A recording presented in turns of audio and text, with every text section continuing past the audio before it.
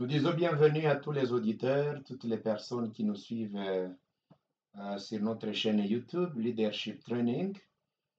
Nous avons souhaité encore vous dire bienvenue et avons voulu partager avec vous toutes les différentes idées que nous avons reçues selon les propositions avec nos auditeurs de tous les jours qui nous ont proposé de parler de quelques sujets, entre autres de développer un sujet selon lequel on aimerait savoir quelles sont les mauvaises attitudes qu'un leader peut présenter de sorte qu'elles peuvent faire à ce qu'on ne le respecte pas. Quelles sont les attitudes que vous pouvez présenter de sorte que les gens ne pourront pas vous faire confiance, ne vous respecteront pas, ou plutôt des attitudes qui peuvent réduire votre valeur par rapport à votre qualité de leader. Bienvenue à tout le monde. Si vous n'avez pas liké, vous pouvez partager. La simple chose, c'est de partager la vidéo pour que les gens puissent quand même avoir ce partage des idées. Nous sommes là pour nous construire les uns des autres. Et qu'est-ce qui vous dit que celui avec qui vous allez partager pourra changer d'une manière ou d'une autre, ou pourra quand même manifester des attitudes qui sont positives dans la communauté et partout là où la personne va vivre. Alors, la première attitude, c'est de parler trop. Un bon leader doit éviter de parler trop et il doit éviter de se retrouver dans un contexte où il parle seul sans que les gens ne puissent avoir le temps aussi de parler. Vous êtes chef, vous êtes leader, ayez l'écoute active. Prenez le temps d'écouter les autres. Donnez aux autres le temps de parler aussi parce que dans des réunions, lorsque vous trouvez ces gens qui parlent seuls pendant longtemps, ça témoigne du non-respect des autres, ça vous dévalorise et ça fait que peut-être, d'une manière ou d'une autre, vous soyez perçu comme un orgueilleux, alors que même vous ne l'êtes pas. Vous êtes leader, prenez le temps de parler peu, donnez aux autres le temps de parler, de s'exprimer, et c'est ce qui fera que plus ils parlent, plus c'est le leadership participatif. Vous avez des idées des autres, même s'il arrivera que vous puissiez décider après, mais rassurez-vous que comme leader, vous avez donné aux gens le temps de s'exprimer. La deuxième attitude qui vous dévalorise, qui fait que les gens ne puissent pas vous faire confiance, ne vous respecteront pas beaucoup parce qu'ils auront détecté dans vous cette défaillance, c'est le fait de mentir ou de critiquer les autres quand vous êtes en pleine réunion ou vous êtes dans un groupe. Le leader ne critique pas les gens n'importe comment. Même s'il connaît des failles, il évite de le présenter à toute occasion. S'il le présente, c'est lorsque le moment est favorable, mais un bon leader doit éviter de critiquer ses collaborateurs, il doit éviter de mentir parce que souvenez-vous, quand vous serez en train de mentir, les gens qui connaissent la vérité comprendront que vous n'êtes pas sérieux. Il y a des moments où vous mentez, après votre réunion ou après votre entrevue avec des gens, ceux-là qui sont avec vous resteront en train de se dire, ben, vous avez entendu comment le chef a menti alors que nous étions là. Ça fera que même demain, quand vous leur direz des choses, ils y se refléteront l'image de votre mensonge passé. Eh bien, ces gens diront, qu'est-ce qui vous dit qu'il est en train de nous mentir même à cette heure parce qu'hier, il a menti à notre présence? Qui va vous donner confiance lorsque votre mensonge se fait en public? Et ils vont dire, oui, il pourrait me mentir aussi comme il a menti l'autre hier. Donc, un bon leader, c'est quelqu'un qui évite de mentir, qui dit des vérités, même si des fois certaines vérités peuvent blesser. Un bon leader, c'est quelqu'un, quand il s'exprime, il se rassure qu'il dit ce qu'il faut dire au temps opportun pour que les gens qui travaillent, qui le côtoient, qui sont avec lui, puissent lui faire plus de confiance. La troisième attitude, parmi les 10 mauvaises attitudes que nous avons annoncées dans notre sujet sans les développer, c'est le fait de manquer le contrôle quand on est sous émotion. Un bon leader doit avoir le contrôle de soi, et surtout quand il est sous la pression de la colère. Lorsque vous êtes sous la colère et que vous êtes un leader qui ne savait pas vous contrôler, qu'est-ce qui viendra après? les gens vous qualifier de brutal, de mauvais, les gens auront peur même de vous parler ou de s'exprimer en face de vous pour des choses dont ils savent que ça va soulever votre colère. Les gens croiront toujours que s'il faut s'exprimer, il faut peser des mots parce que ça va réveiller votre colère. Eh bien, ça va réduire la capacité d'expression de vos collaborateurs, tout simplement parce qu'ils savent que quand vous êtes sous la colère, vous ne savez pas vous contrôler. Ça passe pour un violent. Ça se remarque pour quelqu'un qui n'a pas de maîtrise de soi. Et là, ça va vous disqualifier directement devant votre public, devant vos collaborateurs. La quatrième chose qu'il faut développer, c'est le contraire de ce que nous appelons ces gens qui sont des opiniâtres. Il faut éviter d'être opiniâtre. L'opiniâtreté, c'est quoi? Vouloir se justifier, vouloir se donner raison, vouloir montrer qu'on ne s'est pas trompé, vouloir avancer des arguments pour lesquels vous voulez passer pour quelqu'un qui n'avait pas tort. Attention, l'opiniâtreté dévalue les leaders. Des fois, acceptez que vous avez tort. Des fois, acceptez que votre idée n'était pas vraie. Des fois, acceptez que ce sont les autres qui ont mieux exprimé l'idée. Des fois, montrer que ce qu'ils ont dit, c'est ce qui est très important, surtout lorsque réellement vous trouvez de belles idées, de bonnes idées dans les gens. Acceptez.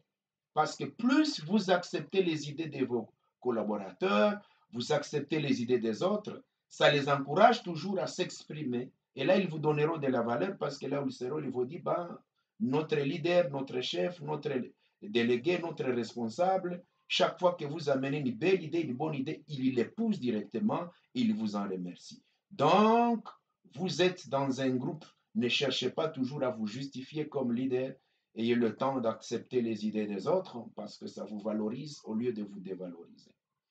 Une autre chose qu'il faut éviter, c'est d'agir avec intérêt. Agir avec intérêt pour un leader est très, très, très dangereux pour lui. Vous voulez faire quelque chose, il ne faut pas que les gens voient que vous le faites parce qu'il y a de l'argent, parce qu'il y aura des cadeaux, parce qu'il y aura des remerciements, parce qu'il y aura des reconnaissances, parce qu'il y aura la montée en grade, parce qu'il y aura la reconnaissance de ce que vous êtes, parce que vous allez y tirer un profit. Oui, bien sûr, pour des entreprises, pour des sociétés, c'est très important, mais n'oubliez pas que chaque fois que vous serez en train de vous exprimer, que vous serez en train d'agir avec les gens, il faut éviter de montrer que vous agissez pour l'intérêt. Travaillez, faites vos choses, que les gens sachent que vous les faites pour le bien-être de l'organisation, que les gens sachent que vous les faites pour leur bien-être, que les gens sachent que chaque fois que vous agissez, ce n'est pas parce que vous voulez y tirer de l'intérêt vous-même, mais c'est parce que vous voulez quand même valoriser ceux-là qui travaillent avec vous. Et c'est la raison pour laquelle on risque maintenant de vous appeler des matérialistes. Et chaque fois que vous allez demander à quelqu'un un service, vous allez faire quelque chose pour des gens, il faut risquer de suspecter, de croire que, ah, comme le chef me fait ceci, c'est comme si demain il risque de me demander aussi un service. Travaillez avec abnégation. Montrez-vous quelqu'un qui est capable de travailler sous un volontariat. Montrez-vous que ce que vous faites aux gens, c'est pour une bonne cause, qui n'est pas seulement d'y tirer intérêt, eh bien, les gens vous apprécieront. Et l'autre chose qu'il faut éviter, c'est ce que nous appelons la négativité chronique. La négativité chronique, c'est quoi? La négativité chronique, c'est cette aptitude négative des gens qui les pousse toujours à critiquer, à refuser, à ne pas accepter tout ce qu'ils voient. Il y a des gens qui ont ce défaut. Tout ce qu'ils voient, ils n'acceptent pas, ils critiquent. On avance une idée, il est là pour la détruire. Quelque part, il cherche à trouver une faille dans ce que l'autre a dit. Une proposition vous est donnée, vous la critiquez, vous la détruisez, et vous voulez montrer comme si ce qui ne vient pas de vous n'est pas bon. La négativité chronique, pour vous, vous êtes un négativiste, et chaque fois que vos collaborateurs vous parlent, ils détectent que vous avez besoin de faire passer vos idées, et c'est comme si les autres ne réfléchissent pas. Et des fois, quand les gens vont vouloir vous proposer des choses, ils vont dire, ben, notre chef ne va pas accepter, il va me détruire, il n'acceptera pas que je parle. Et ça, c'est à éviter. Les gens ne vous donneront pas de la valeur. Autre chose qu'il faut éviter, c'est de tolérer chaque erreur sans faire de remarques. Un beau chef, un beau leader ne travaillera pas avec des anges. Ce sont des humains. Mais quand les gens découvrent que vous acceptez chaque faille, vous acceptez chaque erreur, vous acceptez tout ce que les gens commettent, ils finiront par vous trouver comme quelqu'un d'amorphe, quelqu'un de naïf, quelqu'un qui ne peut pas détecter une faute. Eh bien, demain, il va dire, bon, je vais faire ça, même le chef ne va pas me corriger, ne va pas me montrer ma faute, ne va pas m'aider, ne va pas même me dire ce qu'il faut rectifier. Eh bien, à ce moment-là, il faut être quand même gentil, mais ferme. Gentil, c'est-à-dire, ne soyez pas très brutal, ne soyez pas là-bas pour détruire les gens, ne soyez pas là-bas pour les dénigrer, usez de gentillesse, mais soyez ferme quand les gens commettent des erreurs à côté de vous ou dans le travail, prenez le courage de leur dire ça, ce n'est pas bien. Comme ça, les gens sauront que vous êtes bien, mais vous n'êtes pas tolérant à l'égard de toute chose qui se passe autour de votre travail, dans l'entourage, dans votre leadership. Les gens vont vous dire, oui, nous savons que notre chef, comme il n'a pas donné de remarques, donc tout va bien. Et quand vous donnez des remarques, vous les donnez dans un bon sens, de sorte que celui qui vous écoute va découvrir que vous donnez la remarque dans le sens de l'amélioration, mais pas dans le sens de la destruction des autres. Eh bien, ça, c'est très important pour nous, mais aussi, l'autre chose qui dévalorise les leaders, c'est de ne pas tenir des promesses. Un beau leader, un beau responsable, un beau chef, il tient des promesses. Demain, on se réunit à 8h, c'est à 8h. Je vais vous appeler demain avant midi. Il téléphone. Je veux voir ton rapport cet après-midi, je reviens vers vous demain. Il le revoit et il vous le dit. Et s'il a été pris, trop pris, il vous dit, j'étais trop pris, je n'ai pas eu le temps, est-ce que tu peux tolérer que demain on le fasse? Autant mieux s'excuser pour n'avoir pas fait ce qu'on a promis que de se taire et que la personne qui travaille avec vous croit que vous avez négligé. Et donc, vous avez tenu la promesse de payer à la date, vous avez tenu la promesse de vous rencontrer avec quelqu'un, vous avez tenu la promesse de lui donner quelque chose, les jours arrivent, vous le faites, ça développe l'estime de ceux-là qui sont en train de collaborer avec vous. Un chef, un leader qui tient sa promesse, c'est quelqu'un qui attire la sympathie. C'est quelqu'un qui augmente la confiance à l'égard de ceux-là qui sont avec lui. Eh bien, l'autre chose qu'il faut éviter, c'est de ne pas accepter tout ce qu'on vous dit lorsque vous savez que ce n'est pas bien. N'acceptez pas ce que les gens vous disent lorsque vous savez que vous ne pouvez pas accepter. En d'autres termes, je veux dire qu'un bon leader, c'est quelqu'un qui est capable de dire non. Accepter de dire non. Est-ce que c'est mauvais? Accepter de dire non. C'est-à-dire que lorsque vous avez l'habitude d'accepter tout, vous craignez de dire non, vous craignez de refuser certaines choses, les gens vont vous prendre pour un monsieur manipulable. Ils croiront que tout ce qu'ils vous diront, vous accepterez, même si ce sont vos chefs. Prenez le courage de leur dire, chef, pour ça, moi, je vois autrement. Est-ce que penseriez-vous que si on faisait ça, c'est mal? Amenez votre idée. Mais n'acceptez pas tout, oui chef, oui mes amis, oui mes frères, oui mes collègues, oui ceci, cela. Après tout, vous êtes chef. À un moment donné, les gens vont planter des choses. À un moment donné, les gens vont planifier des choses, ils vont vous les faire avaler, sachant que c'est très dangereux pour l'organisation. Et ils vont dire, bah oui, lui, quand on lui mène des choses, il les prend comme de l'eau à boire. Hein? Non, prenez le courage de dire ça, non. Justifiez votre nom. Prenez le courage de dire ça, ça ne passe pas, parce que. Prenez le courage de dire aux gens, ok, ça, allez rectifier, ramener, je vais signer, mais je ne signe pas ces documents tant qu'il est comme ça. Ayez le temps de vérifier que votre oui soit oui, que votre non soit non, mais aussi que cela soit basé sur l'intime conviction de votre conscience. Ne dites pas demain, oui, bah, j'avais accepté, mais dans mon cœur, j'ai refusé. Ben non, comment? Ne dites pas, oui, j'ai accepté, mais j'ai douté toujours. Pourquoi tu doutais, tu as accepté? Apprenez à dire non, c'est le leadership. Apprenez à refuser certaines choses, c'est le leadership. Apprenez à justifier votre non. Je n'accepte pas parce que. Eh bien, si la personne va changer, d'accord. Si la personne va vous convaincre, elle vous convainc. Mais n'acceptez pas de n'importe quoi tout simplement parce qu'on vous a poussé alors que votre conscience, votre logique, votre raisonnement n'y était pas. Autre chose qu'il faut éviter, c'est d'être égoïste. Un bon leader ne doit pas être égoïste. Un bon leader ne doit pas être celui qui fait tout, mais prive le bien-être à ceux qui en ont besoin. Un bon leader, c'est quelqu'un qui doit savoir que les autres ont des besoins. Il ne doit pas tout planifier pour ses propres besoins. C'est l'argent, c'est pour lui. C'est le véhicule, c'est pour lui. Une bonne chose, c'est pour lui. Tout ce qui est bien au bureau, c'est pour lui. Tout ce qui est bien dans l'entreprise, c'est pour lui. Non. Apprenez quand même à faire du bien aux autres. Apprenez à dire, cette fois-ci, moi, je ne prends pas ça, c'est pour vous. Apprenez à dire, OK, moi, je vais travailler, vous pouvez vous reposer, chers collègues. Mais ne croyez pas que parce que vous êtes chef, tous les avantages, c'est pour vous, et que ceux-là qui travaillent avec vous n'ont pas des avantages. Les jours qu'ils découvriront que vous n'êtes pas reconnaissant à l'égard de leurs efforts, les jours qu'ils découvriront que vous aimez mettre tous les avantages sur votre côté sans pour autant penser à eux, je dis que demain, ils vont perdre la confiance en vous. Et donc, dans tout cela, il faut être reconnaissant, exprimer de la gratitude, montrer de la sympathie à l'égard des autres, montrer que même si vous êtes chef, il y a des avantages que les autres peuvent avoir et que vous-même, vous ne pouvez pas avoir. Ça développe quand même un climat qui pousse les gens à mieux travailler. Ils se sentiront très aisés de travailler avec vous parce qu'ils diront que notre chef, il s'est privé de ça pour nous, il s'est privé de telle chose parce qu'il a voulu que nous puissions en bénéficier.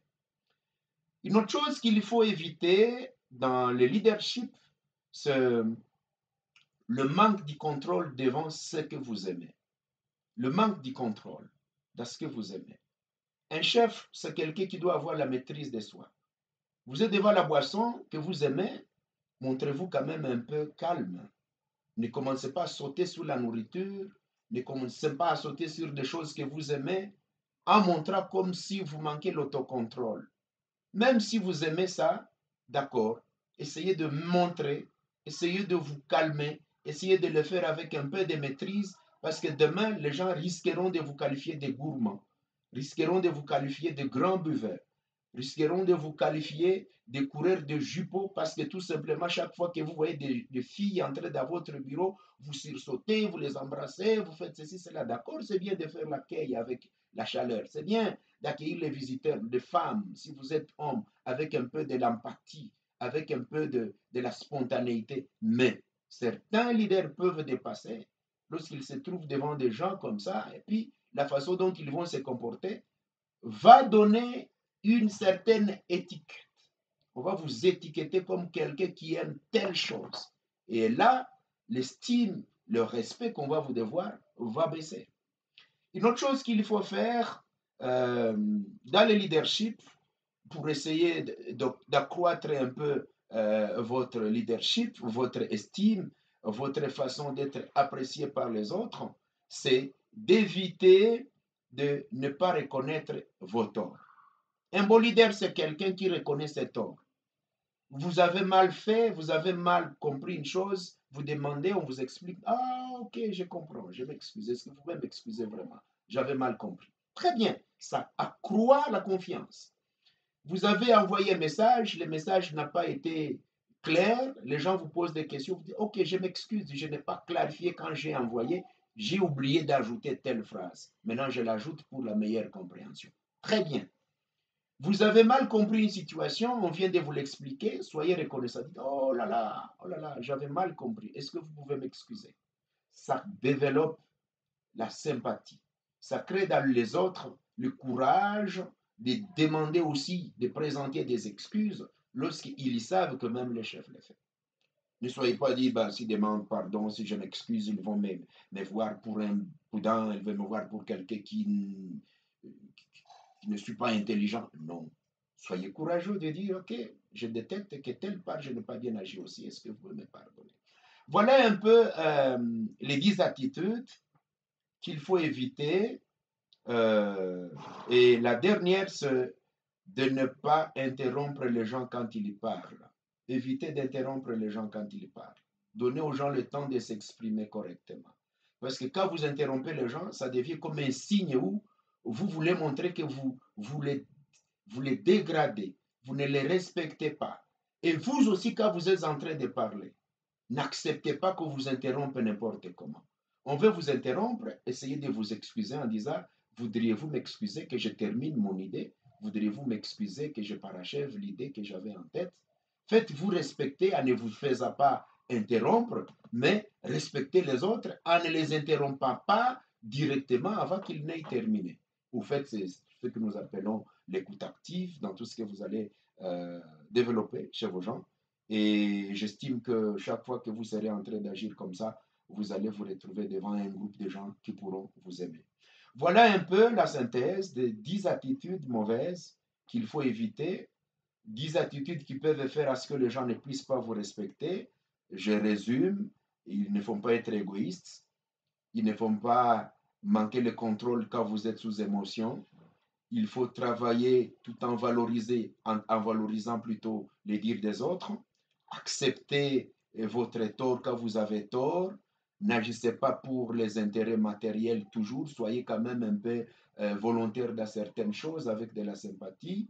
N'acceptez pas d'être interrompu sans cause et n'interrompez pas les autres au cours des dialogues.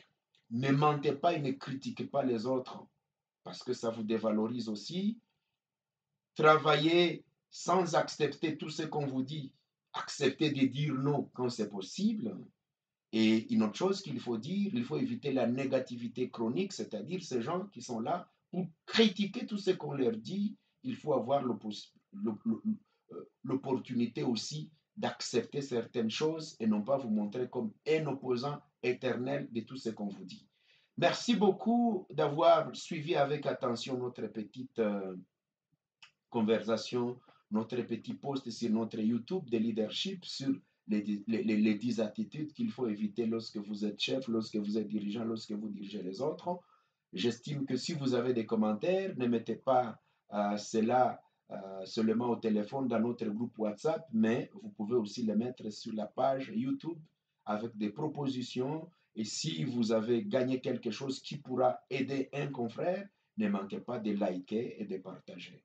C'est votre confrère, Dr Patrick Giroukayo, avec qui vous avez été pendant ces quelques minutes. Nous vous en remercions et voilà, c'est notre 53e leçon. Merci beaucoup. À la prochaine. Merci. Bye bye.